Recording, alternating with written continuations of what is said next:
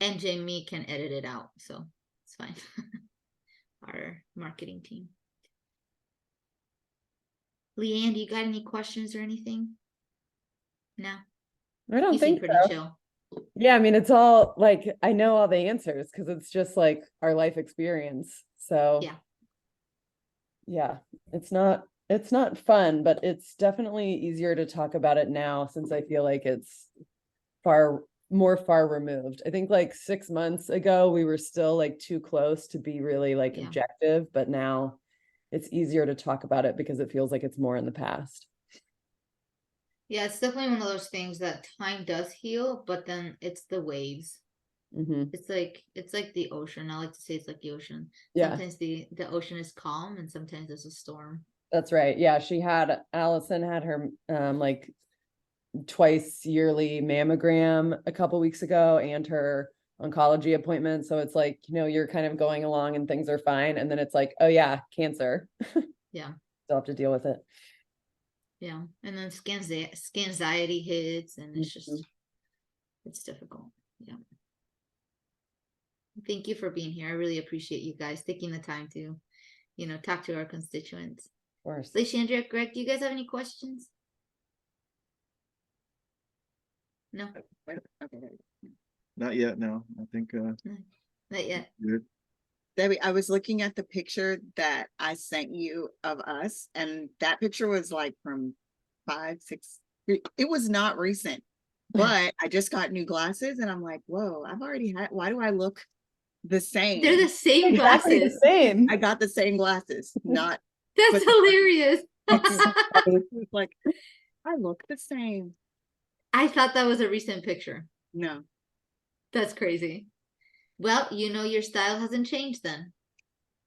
Well, she's got know? 10 pairs of glasses since I then. know. Yeah. Glasses are the new jewelry. Like it's the Yes. story of COVID. Like you have to put glasses on because you're virtual, and that's the only way that people can see like your different personalities. No, yeah. So should I wear my glasses? I think you totally should. I feel like everybody should be in glasses. But Nah. also I watched Final Destination and I can't do the whole eye thing or the laser surgery. So Ooh, yeah. All right, my friends, we got 1 minute. So I'm going to hop out. I'm still here, but I'm going to hop out. Good luck. Thank you so much, you guys. I am so appreciative of you. So Starts in 1 minute. we will see you when we see you.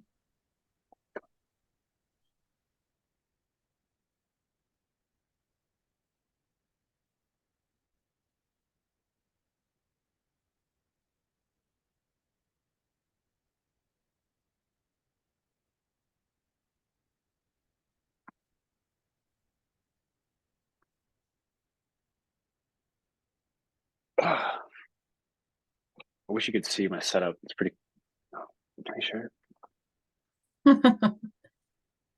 Oh, I Got all my like notes. that. Running on a dog behind me. How long, Mitch, how long is your wife there for?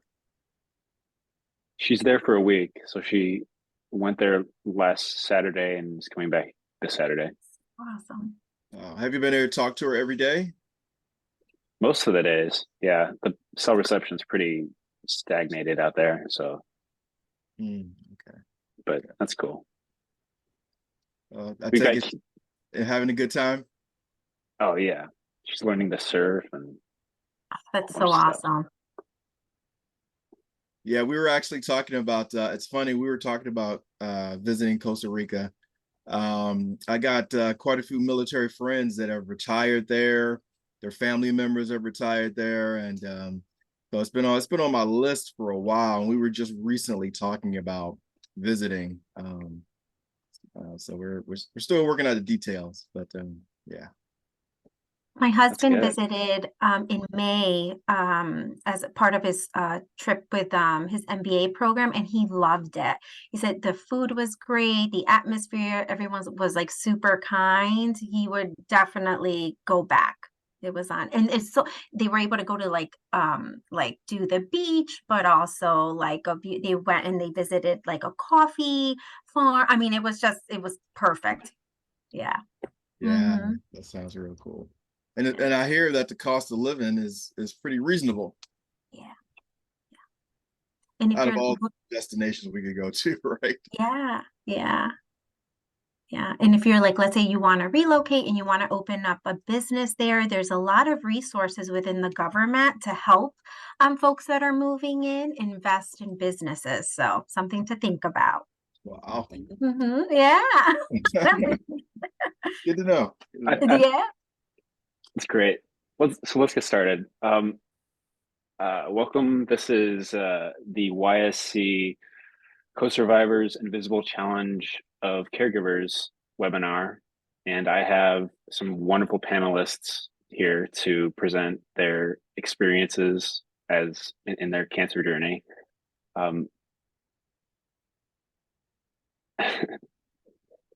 First, I'd like to introduce myself. My name is Mitch Larson. I am a YSC co-facilitator for Caregiver Support Group. Would anyone else like to introduce themselves next?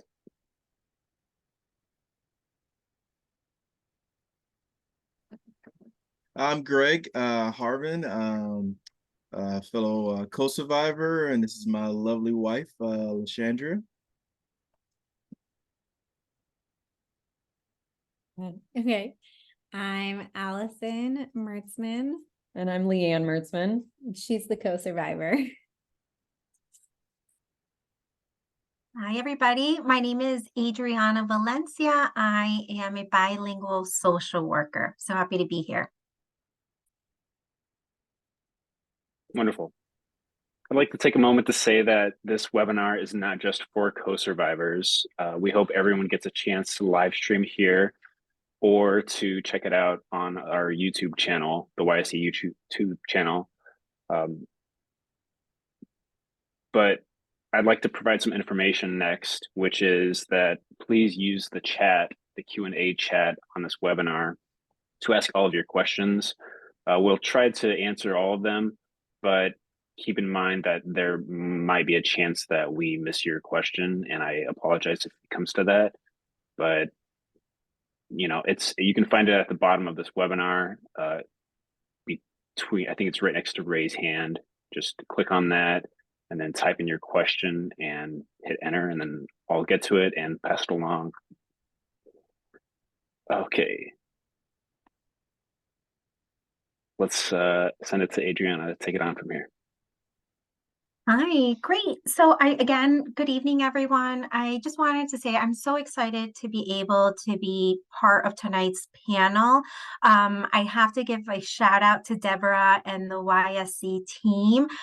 They are always an easy yes for me, not only because of who they are and the work that they do, but because they really are the real deal when it comes to ensuring that programming and services reflect the need of our young breast cancer community.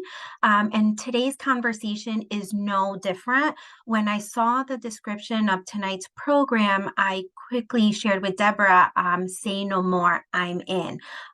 With approximately 3.4 million women in the US being breast cancer survivors, and with 89% of all women diagnosed expected to survive more than 5 years post-treatment, we simply do not talk enough about our silent heroes, those walking beside our survivors, and that is our co-survivors, our wives, husbands, partners, our go-tos, and our what I like to call our thick and thins.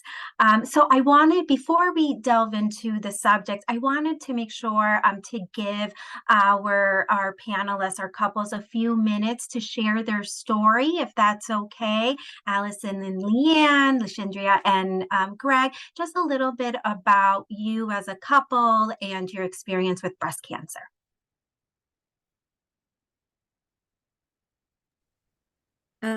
So I am Allison. This is Leanne.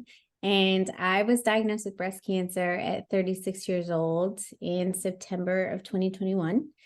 And What kind of breast cancer? Oh, I was stage 2A, invasive ductal carcinoma, and I was HER2 positive.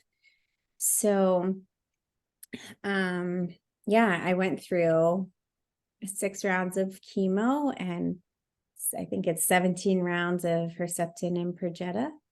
And it was just over, radiation. I did surgery, and it was just about a year, just over a year of treatment. And we've now been married for almost 11 years.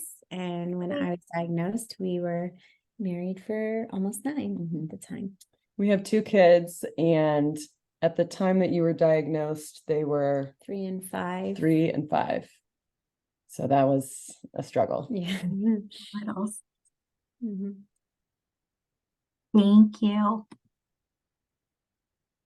My name is Andrea, and this is Greg, and we were actually dating when I found out that I was diagnosed. So I was diagnosed with stage 3B triple negative metaplastic breast cancer the week of my birthday. So worst birthday present ever. And then diagnosed metastatic in 2020. And I kind of didn't want to let him know, like you start dating somebody and you're like, is this something that I even really want to tell him? We met online. Like, I don't really know this person. Do I really want to let him know all of my personal info? And I can remember like him coming over and me sitting on the sofa and being like, I have to tell you something. And then you can tell him what he thought I was going to say. Yeah, so she had told me that hey, I need to tell you something. It's really important. And I had 100 things going through my mind at I that bet. time. And it had nothing to do with cancer or anything health related. I was, just thinking all kinds of like, man, is she about to tell me, that her husband's about to come back, or something, just cried crazy stuff going through my mind at the time. And she sat me down and made sure that the kids were, busy doing stuff. And she was like, hey, I need to tell you that I've just been diagnosed, with this breast cancer. And she explained everything to me, what kind of cancer it was. And then she stopped talking and looked at me, and she was waiting. And I was looking back at her like, wait, is that it? There's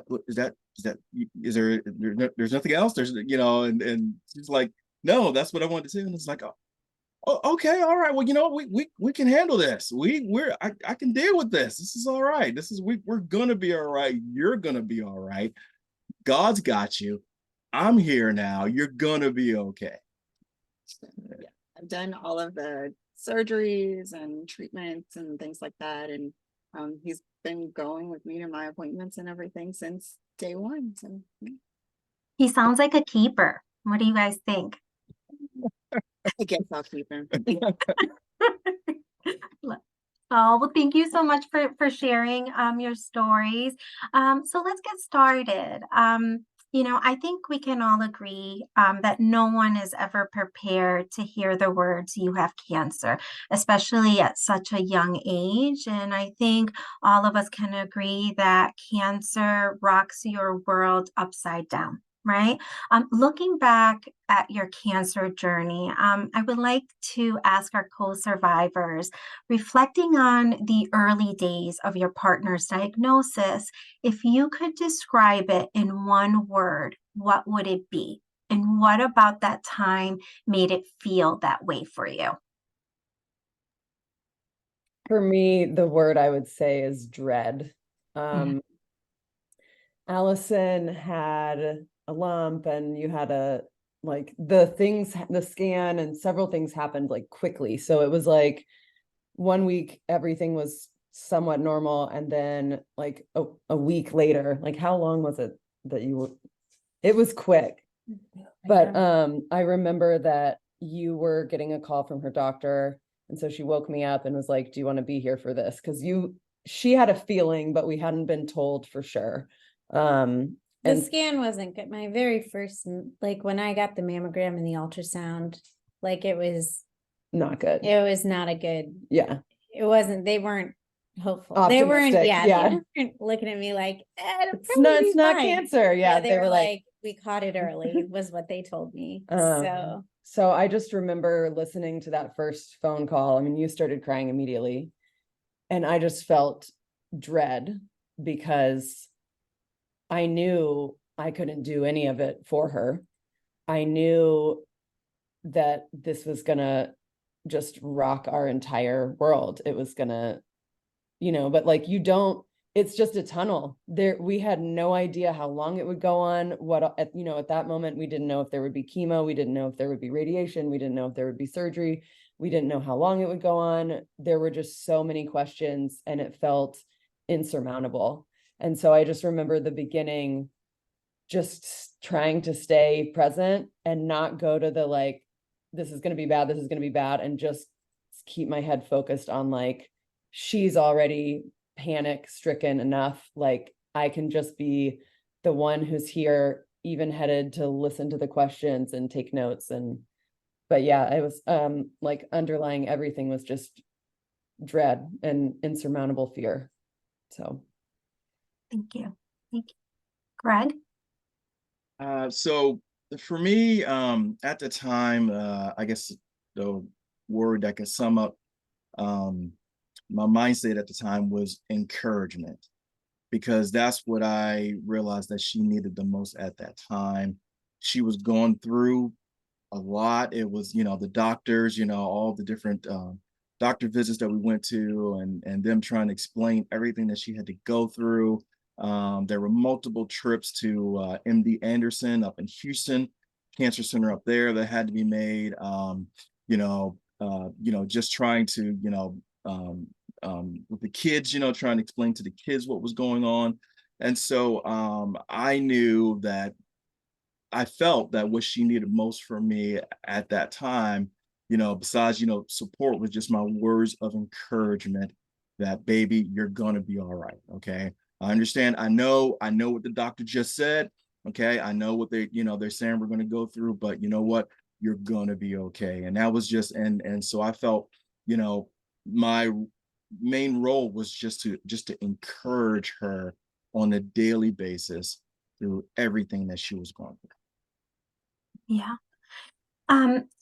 This brings up something because I feel like as the co-survivor, as the partner, there's so many hats, right, that you wear, right? You want to be the encourager, you want to be there, but I think at the same time there's so much fear, right? And how were there times when you were like, I want to be strong, I want to be there, but these feelings are just becoming too overwhelming?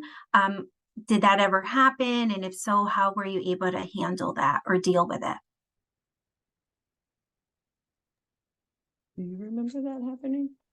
Yeah, I mean, there were times, remember when my parents came, took our kids. Oh yeah. And instead of like being able to reconnect, Leanne just spent the whole time the whole crying time on the floor. crying on the floor. I did a lot of crying. Yeah. I really knew that she, like same as Greg, I knew that she was going to need a lot of support, and that there were going to be a lot of times where she couldn't keep it together.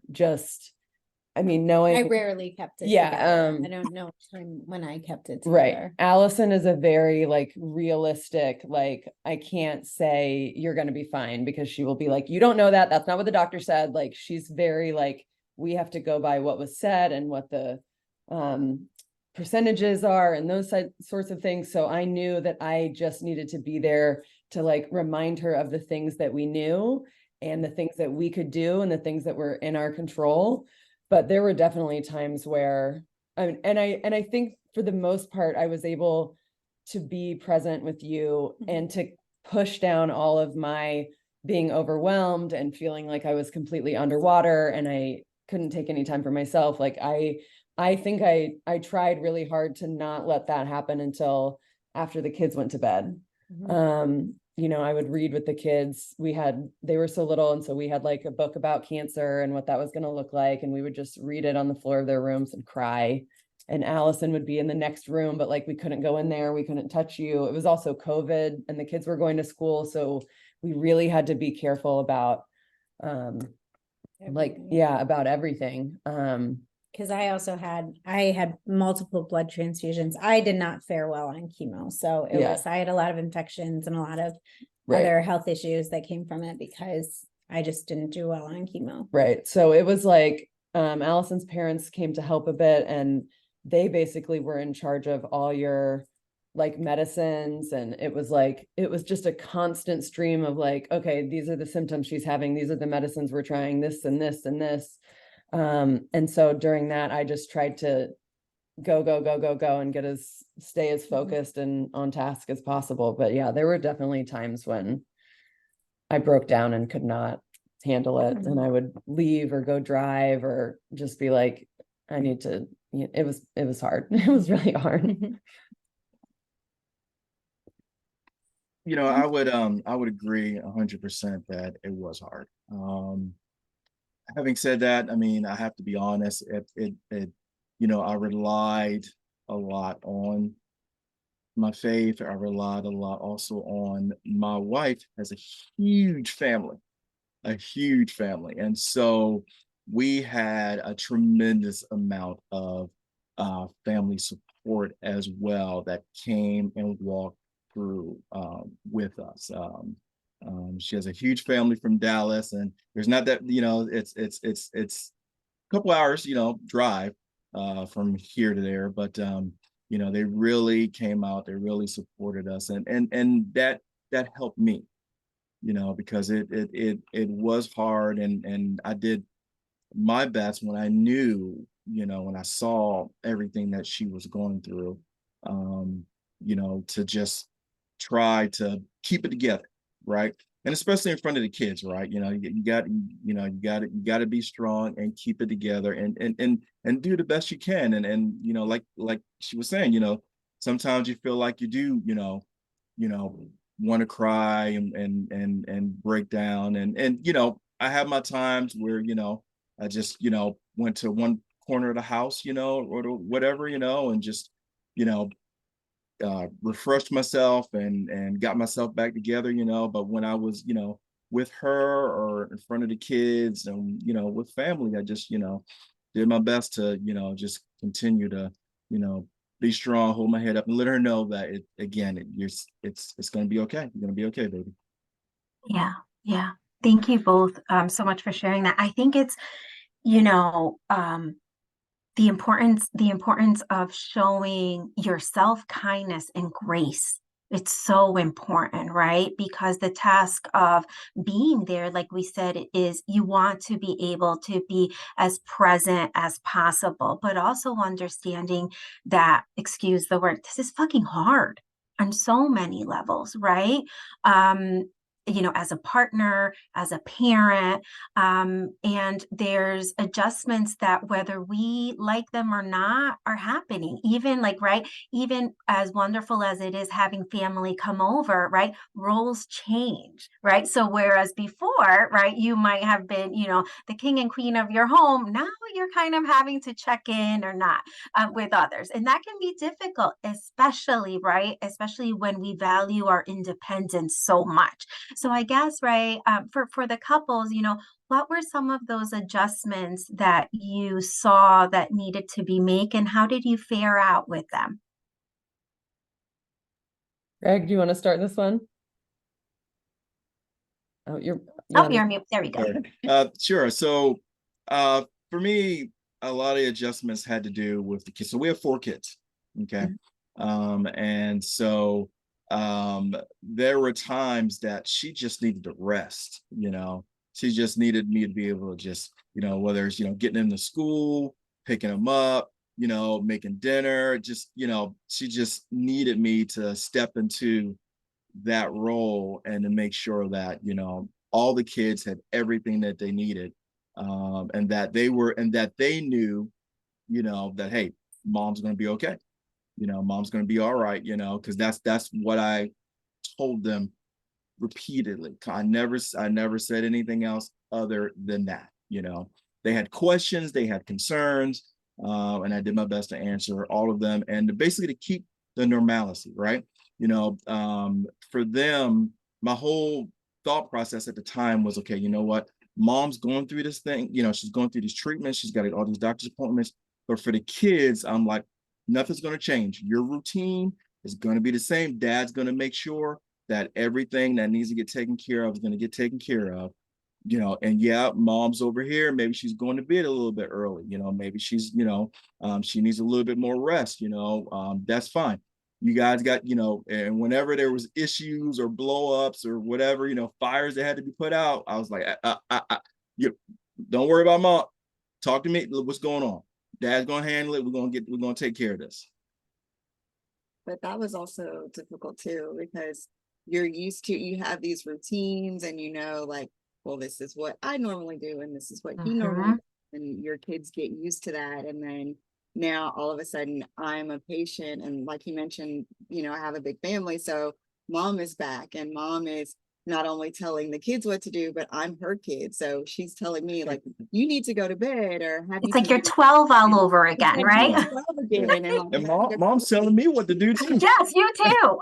There's like a whole curfew, like, it's cold outside, you really shouldn't be going, and don't forget your coat, and all of these things. And it was just, it was a whole, you know, retraining myself to be a patient and a child and all of these things over again, but wanting to keep things as normal as possible. But there was nothing normal about it at all, especially the second time, you know, kind of like you guys being diagnosed during COVID. And I was separated from everyone because in the middle of treatment, you can't be exposed, but your kids are going back to school and he's going to work, and I'm just sitting in a room by myself with my mom.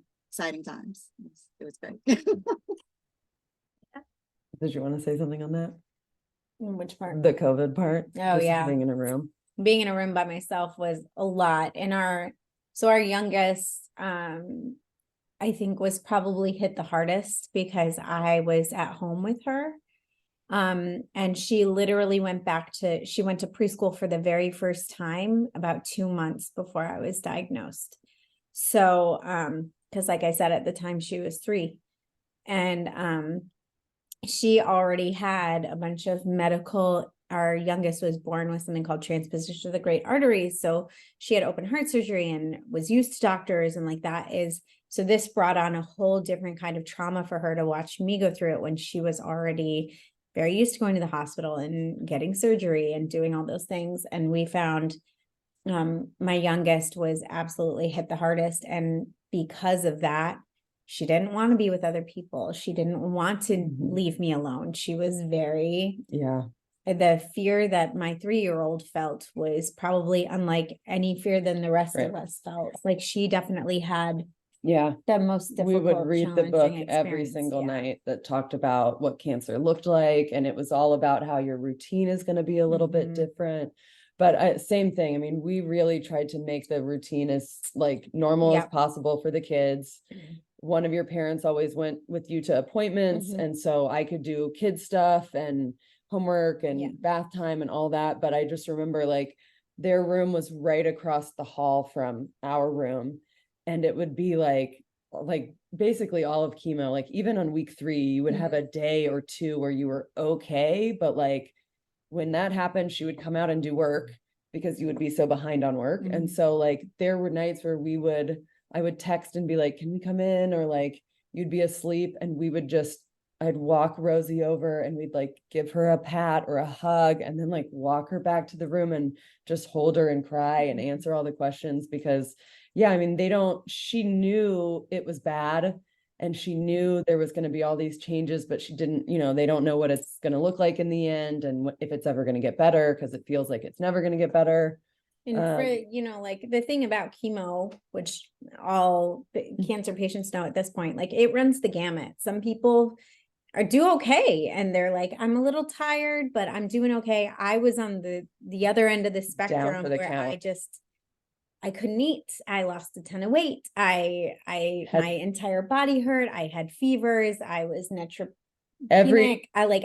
You had every symptom there was, and they would give you a medication and you'd have a symptom and we couldn't figure out if it was because of this or this. And there was like no research on any of it. So you'd get on the phone. It was just like madness. Like there there was never like, oh, we can do this and that'll do this. And it Mhm. was like, even through chemo 4 and 5, you were still trying to like, okay, we get the blood transfusions really help you feel Mhm. better. But so So trying to keep our kids' routine while also trying to balance Mhm. what was going on with me. But something that I always advocated for was having Leanne take care of the kids and make sure that she could be with the kids, because like they needed one parent, and that was a my priority has always been my kids. Even when I had my second baby, I was like, I want you to go with the baby, don't stay with me. Mhm. So like our kids have always been my first priority. So it was, that routine was really important to Mhm. us. but it also was an adjustment because her parents, we were in Los Angeles, that's where we live. We don't have any grandparents here. You have a sister, but Yeah. and My at the time a sister's- brother, but we didn't have grandparents to help out. So Yeah. when her parents first got here, they were living with us. Yeah. And so that's a whole adjustment. Yeah. Just having people in your space. We didn't have a guest bedroom. Mhm. And then they found a house and rented it nearby, which was amazing. And we could have them take the kids for a little bit so I could have a break. But yeah, there were always people in the house. It was always chaos. Yeah. Well, I mean, we also, fortunately, we had a really great support system. So our community like brought us food and gift cards for meals. And so that was incredibly helpful. But she had been, the primary caregiver for the kids. You were the one who took them to school and picked them up, and she knew all the doctor's appointments. Like we kind of split our life duties, and that's all normally her stuff. So that was just an adjustment for me to be in charge of remembering what day is the early day that they get out. And, I missed one day, like. It happens. I remember I had done a similar talk with couples. They were older, and I remember, one of the couples sharing, grocery shopping usually fell on, on the wife. And so he took that on, and, he didn't know, he remembers standing in the dairy section and looking. He never knew there were like 20 types of like, cottage cheese, what kind of, and if he came home with the wrong one, she was pissed. She was like, what do you mean you got the wrong one? Because it's tough, right? It's like this give and take. And it's also this sense of like, you're also dealing, right, with the loss of independence, right? And so now you have somebody that's taking on, hard doesn't even begin to describe it, right? Yeah. Well, also like just about that at the same time, I mean, like Greg, you guys said you were dating. We had been together for like 10 years or whatever, 8 years. So I also lost my best friend. Like all of a sudden she had no idea what was going on at work. I had no idea what was going on with her work stuff. Like I didn't have anybody to talk to about all of this. Like it was like she just disappeared and was a ghost. And I would come in and bring water and barf bags and refill stuff. But it was like, yeah, I didn't know who anybody was. I didn't know who any of my kids had started in, like I a said, new school. at Yeah. school. I didn't know any of the parents. Even now I'm learning, and they're like, oh, I met you 2 years ago. I was like, I wasn't They're like, present. no clue. I'm like, you didn't meet me. Mhm. You're meeting me now. Yeah. You met a shadow, right? A shadow of who I was. And I have to say, like, listening to you speak, I got goosebumps, right? Because, I think, when I heard both of you speak about the priorities, right? It's the kids, it's Allison's health, it's, taking down the fires that are coming up, but where is the relationship, right? And it almost feels like, right, the relationship, whether it's not done on purpose, but kind of takes a back seat because so many other things are priorities, right? So I guess, Greg and Leanne, when you think about losing your best friend in that moment, right? How did you try to stay connected, or what helped you? I'm not sure that we didn't. stay that connected. I mean, it wasn't like a conscious decision we made, but it Yeah, was like, yeah. we knew that we needed to prioritize the kids. We were obviously going to prioritize your health. We knew I wasn't going anywhere and she was going to get through it because the outlook was good.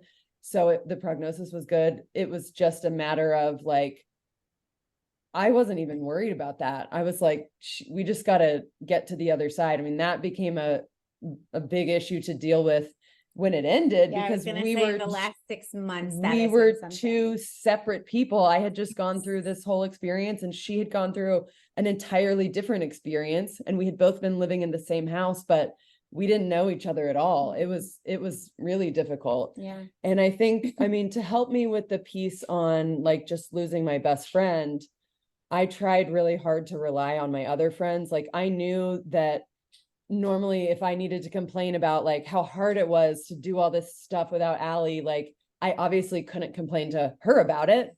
She couldn't hear it. And anytime, you know, you were just very scared to die the whole time. And so I really had to grieve out. And when my friends would call, I would pick up the phone and talk to them. And when people would come over to drop off food and ask how we were doing, like I would just dump on them, complete, you know, people that we didn't know that well, just because I was like, I gotta get it out. Like it's just sitting in here, and I could cry in the bathroom alone at night, but sometimes I just needed somebody else to like hear it so they could be like, wow, that really sucks. And I would be like, yes, thank you. Like, because I mean, and for good reason, everybody is so focused on her and making sure that she's getting the care that she needs and all of that. But sometimes you're just over here like just a bag of, I don't know, like you just kind of feel like a body going through the motions and just trying to stay upright. Yeah. Thank you. So I agree about just how difficult it was. But I realized that she needed a tremendous amount of patience on my part. I realized that when she would get upset about things, and it seemed like, you know, she would get really, really upset about, you know, I had to understand, okay, you know what, she's going through a lot of pain right now. You know, I know she just said something, you know, a little crazy, you know, and I'm like, you know what? I'm like, you know, you know, I agree. I knew I wasn't going anywhere. I knew she wasn't going anywhere.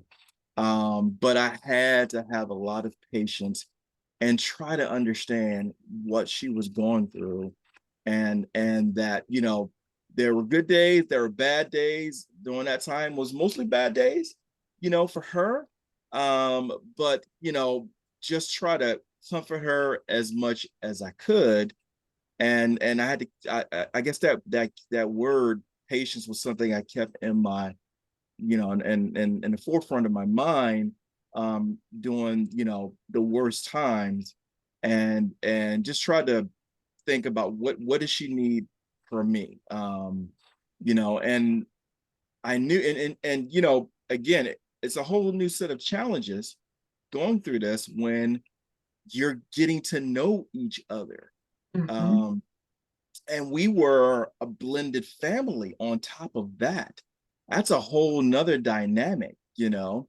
You know, because, you know, she came with kids, I came with kids, and trying to get them to understand what was going on, and why, you know, they were, you know, they were interacting more, you know, with dad, you know, with me, you know, and me being a new father, you know, at the same time, you know, it was very challenging. Okay. But at the same time, I knew that the kids needed patience from me. She needed patience from me. And that's just something that kind of helped me through everything. And I know, Leanne. Yep, go ahead. I'm sorry. No. I was saying he was great. The eternal optimism definitely was annoying. I will say that. That's All the encouragement and everything. And I mean, there was just times where you just want to be like, shut up. Like, I hear you. Yes, I'm going to be okay. But right now, I don't feel good. Like, chemo sucks, radiation sucks, all the surgeries and the drains and all of that. And then just having somebody be like, you're gonna be okay. You're gonna stop touching me and leave me alone. I don't feel good. It's not a good day. So I mean, there were I guess I was a little mean. I admit that. But you know, there were just times where it's like, he is my friend, and because he was my friend, I knew I could be completely and totally honest and just raw about how I felt.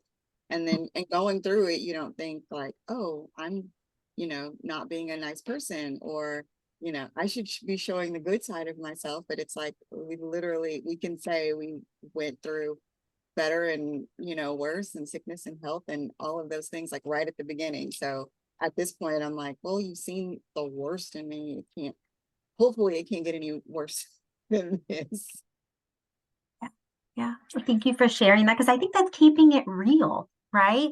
Chemo radiation is really shitty, right? These adjustments and the what ifs not only take a toll on you physically, but emotionally as well. And as much as we want to be able to wake up with a smile on our face, and we may have 10 different affirmations, right? That we want to say, there's just days that are just incredibly heavy, right? And I think what I hear a lot is the importance of remembering who we are at our core, right? That this isn't you, right? That the person showing up, being mean per se or whatnot, right?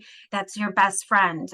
That's someone that's dealing with a lot. It's important to remember, and I think lead with love more than anything.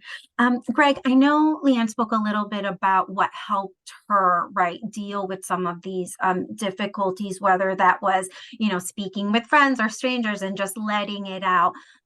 There's a lot of partners who feel, or, that they can't share for whatever reason, right? Or they may feel awkward sharing their feelings or whatnot. Is there anything that worked for you? I know I've heard everything from like going to the gym. I had someone, whose partner was diagnosed, and the gym became like his sanctuary. When you think about your supports or routines, was there anything that helped you when things got really tough as an outlet? I have one more. We have our first question. I was wondering if we can ask that first. Yeah, sure. Well, he says, are there resources or therapists that can help couples through these difficult times and during survivorship? My wife and I each have therapists, but wondering about a couples therapy type option for couples like us. I guess I'll throw this right to the couples. Did you seek therapy as a couple to kind of, to deal with some of the difficulties that arose during your journey, or no? So it's interesting that you mentioned that, and Mhm. this is my answer also to your previous question. So again, we were a newly married couple. We were going through marriage counseling at the same time that all this was happening with our church. And so that group really, really helped support us and help, feed into us, and we were able to share what was going on, so that community, besides, the family that, love that we had around us, but also we were going through that counseling at the time, and they really helped me, and that was my outlet, so to speak, because some of the other husbands, I could tell them, hey, and just share what was going on, and they give me their wisdom, and encouragement, and that helped me tremendously. And there was another organization that we used, Flatwater Foundation. I know that Oh, they're yeah. here in Texas, but I believe that they see people or do virtual counseling throughout the contiguous United States. But with them, we did couples counseling with them just once I was diagnosed metastatic, just trying to wrap our heads around what that looked like, and what it would mean going forward, and how that affected us as a couple, us as a new couple, kids, and the whole nine. So that was definitely helpful, and we were able to read through the profiles of the therapist and kind of pick and choose what we were looking for and what we needed in that situation. Awesome. we didn't do counseling. We're not in, Yeah, we haven't done that, but we're both in individual therapies though. Yeah. I'm in EMDR, so I'm in trauma therapy. Because I had a lot of PTSD where I was having probably 30 panic attacks a day. Now I'm down to 0. So I think like during the season of like cancer, like active treatments and chemo and radiation and all that stuff, there weren't enough hours in the day. I mean, I was trying to get work done. I was trying to make sure kids had lunches at school and all that stuff. I was just trying to keep my head above water. And the one thing that we did was like, I got a laundry service because I could not keep up with laundry. There was like 2 loads of towels every single day. We were always out of towels. And so, I mean, I was still seeing my therapist, like, I think probably once a month or so, but it wasn't like, I really didn't even have time to dump. So, that the therapy, I think for us came in a lot more after the fact, because I think when once the you, dust settled, once the Yes, dust settled yeah. and you were very much like ready to get back to doing things. You had a little bit more energy. You wanted to go out and put clothes on and do your makeup and like go see people. And I was just exhausted. And I was like, I don't want to do anything. I want to sit. I want to just like let my mind relax. I was just completely spent. And so that was when, and like, I think Lashandria, you said that, Lashandria, you said this a minute ago, but like, she didn't remember so much of what had gone on. So there were some of my worst days where she just had no recollection of them at all, Yeah. And so like, I tried to have as much patience as I could. And I knew that it wasn't her. And I knew that the things that came out of her mouth were not things that she would ever say. But there was also a part of me that was like, I also just have to let this piece all go and move on. And that's, I think, when you and I realized that we were in 2 very different places, and we had spent 8 months, like, or however long it was, really not talking that much on a regular basis. So we weren't like talking all day long or texting all day long. We were like coexisting. Yeah, we really Surviving. Yeah, we really had to do active work. I mean, truthfully, yeah, I started therapy last September, and you started therapy Again, yeah. again in the last like few months, because I think we realized it was this summer, which was nearly 2 years, almost 2 years after I was diagnosed, that we were like, whoa, we're not even on the same page. Like, we're not even reading the same book. Like, we have no idea what's going on. I don't know who you are. You don't know who I am. Yeah. Let's figure this out, which is why we started individual therapy. But the individual therapy has been incredibly helpful. And truthfully, the therapy we needed was 2 different kinds of therapy. Definitely. So, yeah. I thank you so much for sharing that, because, cancer is life-changing in so many ways, right? For both the person affected by it and the co-survivor. And it's so true. It's like you are so consumed by appointments and treatments and the effects of it. And it's like this dust storm. And then here we are with the cessation of treatment, and you literally are 2 different people, right? And it affects not only your communication, but also intimacy. And intimacy is so much more than, like what we see on TV or whatnot. It's the way we connect, the way we show love to one another. And then, to add another layer in Greg's and Lashandra's, you're just beginning, right? You're newly, you're a new couple, we were talking, before our webinar started, about how intimacy is a topic that isn't spoken enough about, to the couples, to our co-survivors, to those that are watching us tonight that may feel disconnected from their partner. What do you say? What would you like them to know? Well, I wanted to say a couple things. So you bring up a really interesting point, which was that during cancer and after cancer were just like completely 2 opposite experiences, because when she was going through treatment, I couldn't touch her. Like she would bruise if you touched her. We couldn't hug her. We had to be so gentle. I would see her walking and I would jump out of the way. And then, by the summertime, she wanted to reconnect and she would come towards me and I would back up. That was like my reaction. And so she had all these, we were so trained because we had been, well, I was trained to deal with you, to like be around you in a certain way. And then you were ready to just jump back to where we had been.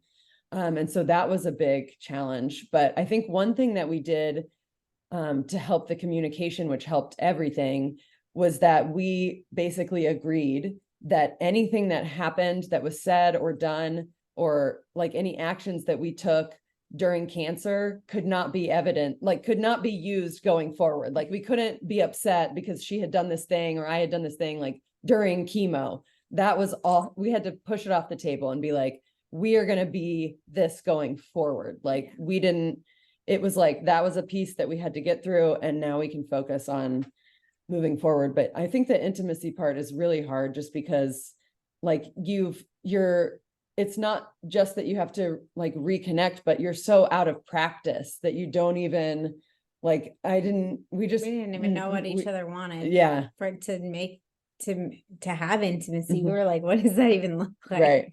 So we were relearning every aspect of our lives, including intimacy. And I think, if I were to give a piece of advice to people who are going through this, it would be like, hey, you're going to get to know a brand new person. Like just get to know that person. Don't, whatever was before or whatever it used to be like let that piece go and get to know this person now.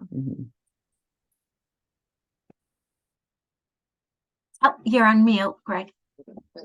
Sorry. I would agree. Intimacy is a challenge at that time. And what I had to remember was, again, like there was days that she just didn't want to be touched. She was in so much pain, right?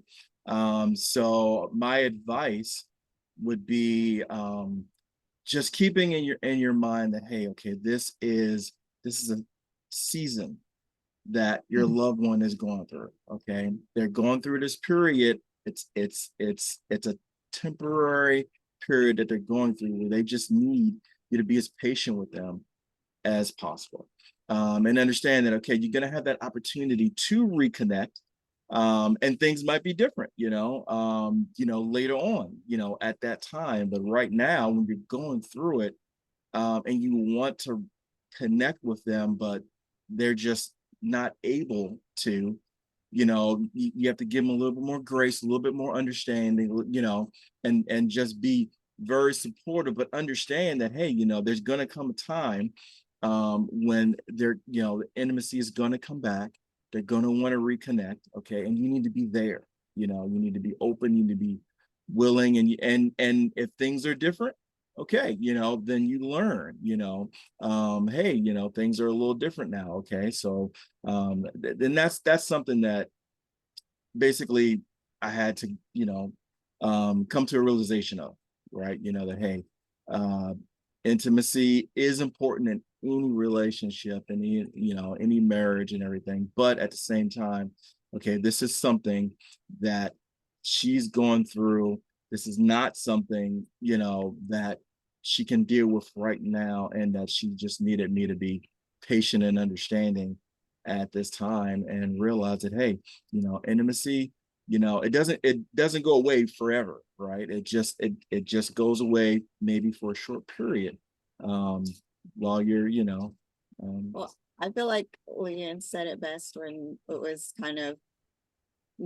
through no fault of your own, you're going through this. And I mean, there's a lot of harsh things that are said while you're going through, and then you have to realize, like, we had to do the same thing. Like, whatever I said or did while I was in my chemo funk or radiation fog or anesthesia or whatever, that was not me.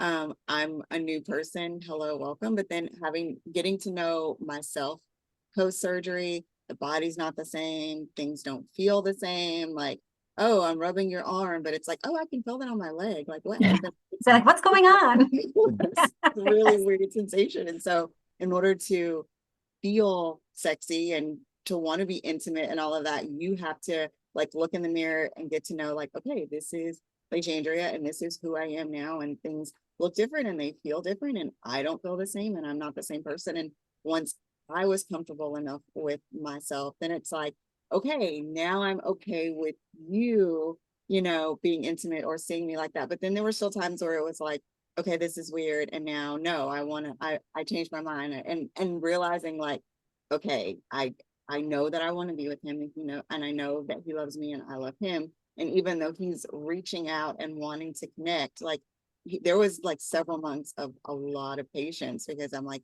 no, I'm not comfortable yet. No, I'm not there yet. Talking with the therapist, talking with friends. And I could be open and honest with everyone else about how I was feeling, but it was difficult for me to tell him like, I just really don't want you to see me this way. Like and it was hard. And once we kind of got over that hump, now it's kind of like, okay, I'm good. Let's go. Let's do this. The amount of self-love you have to give yourself is like, Yes. Well, it is a lot. And it like, even just, you know, learning to love yourself in general is hard, but learning to love yourself after cancer, and your body's different. your body is different. Yeah. I have lost complete feeling in certain parts of my body. Like I have zero feeling. I'm not going to get it back. The nerve damage is done, you know? And so learning to like get used to your body and then allowing someone else to also get used to your body. Yeah. It is a steep learning Yeah. curve. And also like as the partner, this person has just been fragile for so long.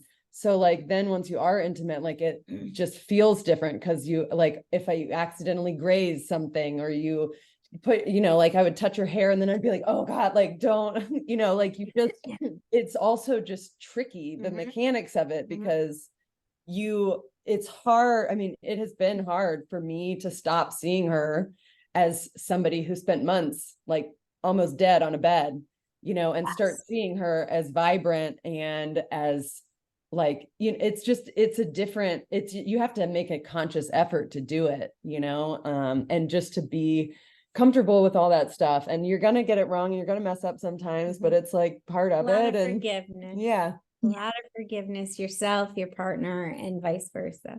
Yeah. Yeah. I love that. I need to interrupt. I'm sorry. It's Okay. We have our last question. Someone asked, a 26-year-old daughter was just diagnosed with invasive ductal carcinoma, stage 2B, HER2 plus. Do you have any advice for us as we begin this long journey? And you have 6 minutes left. That is a really similar diagnosis to mine. I wasn't 26, I was 36, but I was 2A HER2 positive. There's a lot of really great treatments. And if saving her hair is something that she wants to do, I did cold cap and I was able to save my hair. That's not something that everybody knows. So I always suggest looking at that. And my favorite purchase I had was a heating blanket. Yeah. I like, you know, you're going to do the treatments. She's going to do the same treatment as me. You know, like it's a pretty standard of care when you're HER2 positive, 6 rounds of TCHP, and then you finish out the last 11 rounds of H&P, and those are a lot easier. I recommend the port, and she's going to do great. Yeah. That's a good prognosis. I mean, like 2B is an early catch, and HER2 positive, they have a lot of really great treatments that have really great outcomes. So I think part of it is just like recognize that for a while, it's going to feel like you can't see the end of the tunnel, and you just have to trust that it's there, and you have to lean on the people who are telling you that you're doing okay.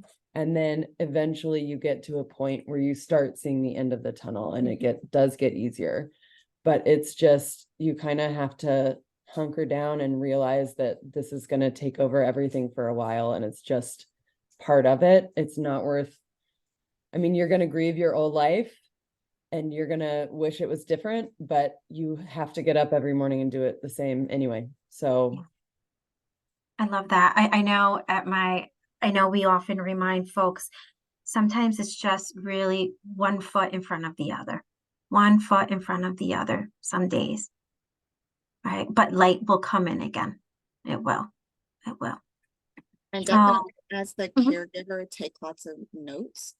yes. Memory was shot, so it's like if caregiver can go like he did, write everything down, ask all the questions. I would tell him questions that I had weeks before the appointment, and then we'd get there, and I don't know if it was like white coat syndrome or what, but I would sit there and it's like, do you have any questions? No, I'm good. And he's like, I had a lot of what questions. about this and this? And you wanted to know about this. And it's like, so if you can be that person that's taking the notes and reminding the doctor of the questions that she had, or if y'all are doing research and you're wondering about this side effect or this drug or whatever, write everything down, because you'll get in the doctor's office and your mind just goes blank and you don't remember. Always without fail for some reason. For a lot, yeah, for a lot of folks. I know we have about 3 minutes, just real quick. So I'm like, I love quotes, and there's a quote that I found that says, chains do not hold a partnership together.